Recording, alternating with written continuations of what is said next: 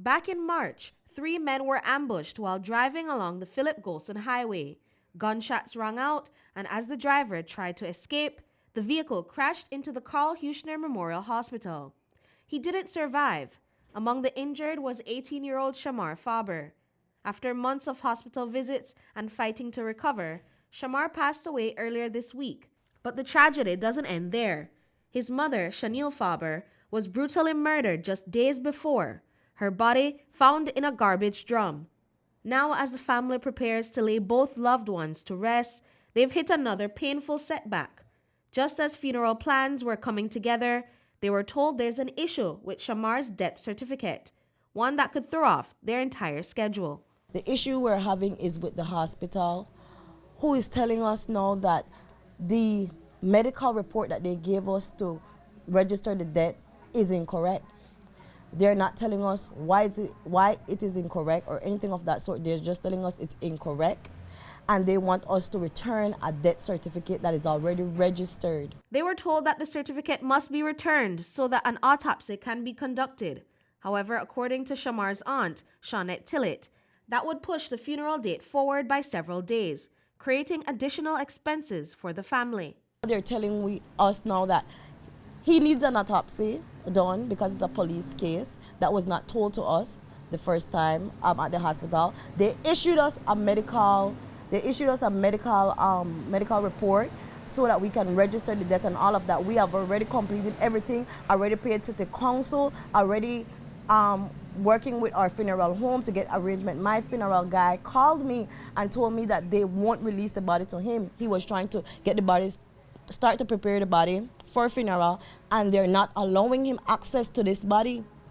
That is unfair for our family. We have been going through it. Faber says the delay has taken a serious emotional toll on the family, who had already postponed Shaniele's funeral after Shamar's death. On top of that, the financial burden is becoming unbearable. When it comes to financial stress, we have financial stress, emotional stress. We have been going through it, especially the way how my sister died. And then right after that, my nephew died. Imagine, we are going through stress after stress after stress.